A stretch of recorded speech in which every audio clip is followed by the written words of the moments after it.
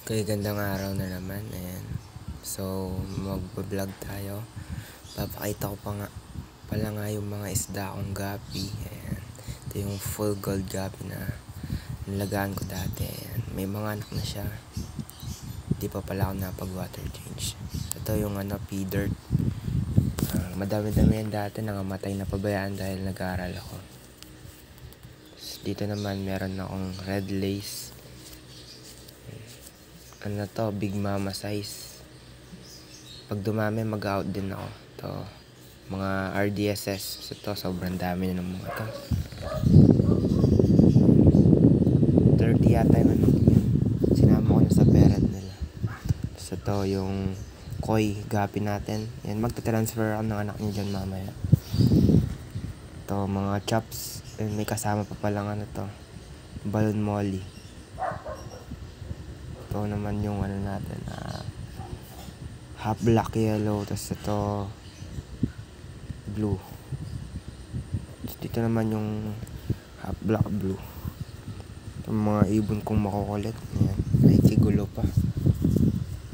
Nangingi yata ng pagkain tong mga to.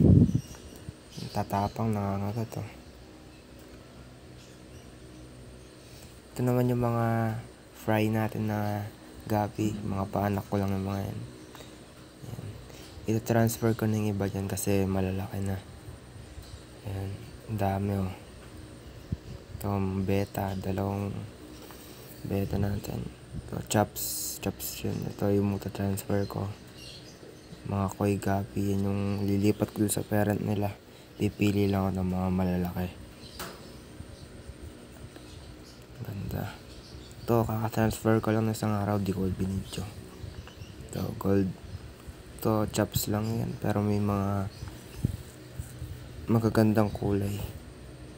So, dito huliin ko na yung mga lilipat ko. Siyempre, tatanggalin ko muna yung plants para madali ako makapanghuli. Kahit dito sa mga fry ko, di pa ako nakapag-water change kasi busy talaga. Daming ginagawa sa school.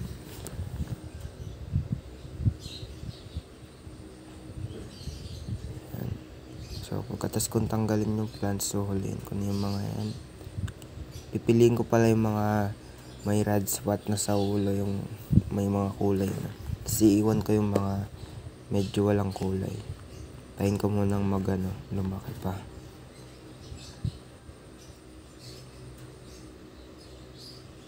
Yan yung mga ganyan, yung mga may red na sa katawan, tsaka sa ulo.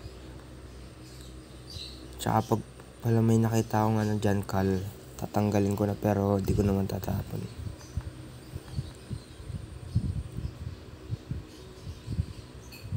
May nasali pang medyo maliit na walang kulay.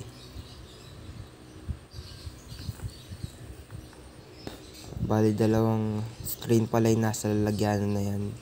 Yung half black yellow, sinama ko sa koi gapi kasi hindi naman sila magkakamukha kaya di ako malilito. Separate ko naman pag lumaki para hindi maglabas ng chops.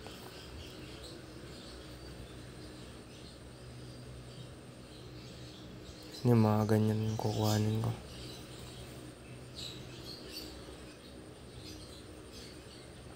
Naisipan ko lang pala mag-video ngayon kasi wala naman akong ginagawa. And walang pasok. Bukas pa naman ako maglalaba.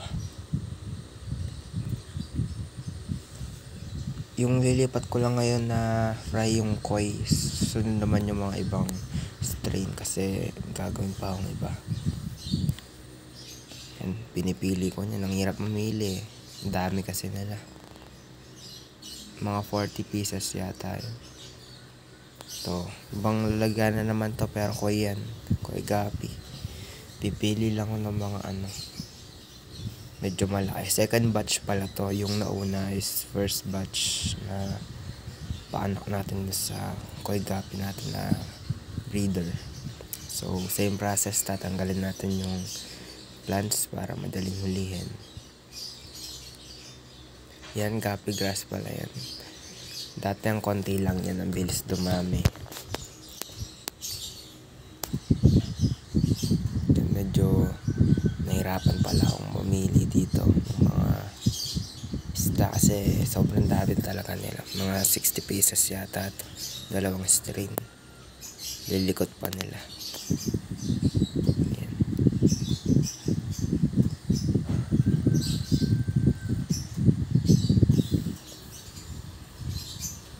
Mga 2 weeks old pa lang ata itong mga to. Yan, pinapakatitigan ko pa kasi talagang mahirap ulihin eh. Akong gising lang pala ako dyan, dumiretso ako agad sa likod para ulihin yung isda para ma-transfer ko na. Kasi pag may pasok, wala naman, hindi ko man malilipat.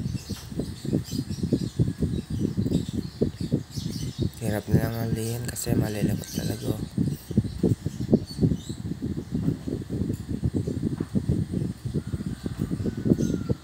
Babalik ko na pala yung plants. Kinat ko na para mabilis. Ayan, babalik ko na doon sa lalagyanan kasi tapos na manguha. May nasama pang maliit. Balik ko na pala. Tapos yan, diba? Okay na. Yan pala yung mga nakuha ko. Konti lang pero susunod na araw mas marami naman ako makukuha dyan. Papakain ko muna sila. Yan, hindi adobong mali yung pinapakain ko dyan. Lagyanan lang yan. Ano yan? PO1 pinapakain ko. So wala tayong fry booster kasi di pa ako nakabili. Kaya dinudurog ko na lang. Pero mabilis naman sila lumaki dyan.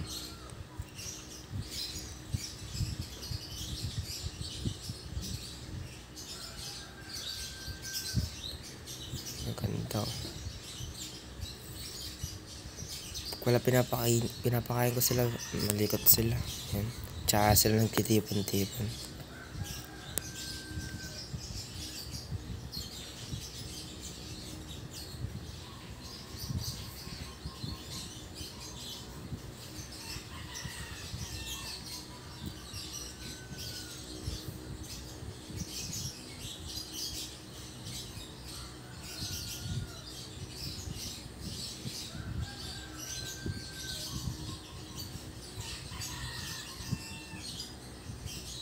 Yun, all goods. Napakain na natin. Konting tour muna sa mga isda ko.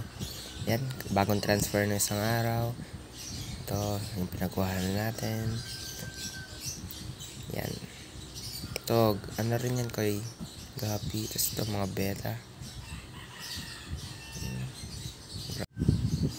Yan, lilipat na natin dito sa parents nila yung mga anak na isda.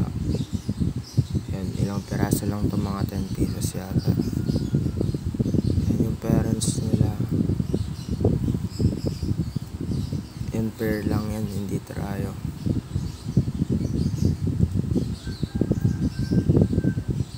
Yan, acclimate muna natin bago ilipat para hindi ma-water shock.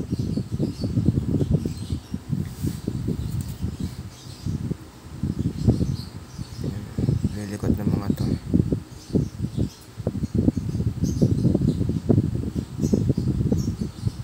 Papakainin ko muna pala sila habang na-acclimate ko yung mga yan.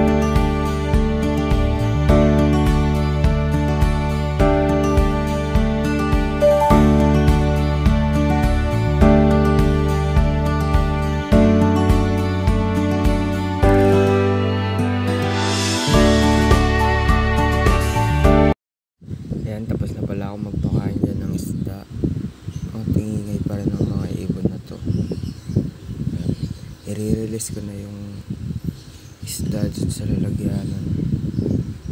Pero nangihingi pa tong isda na to, kaya binigyan na natin.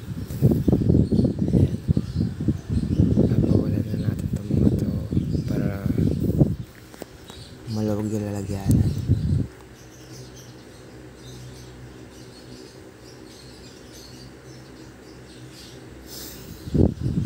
Mukha naman silang masaya sa bago nilang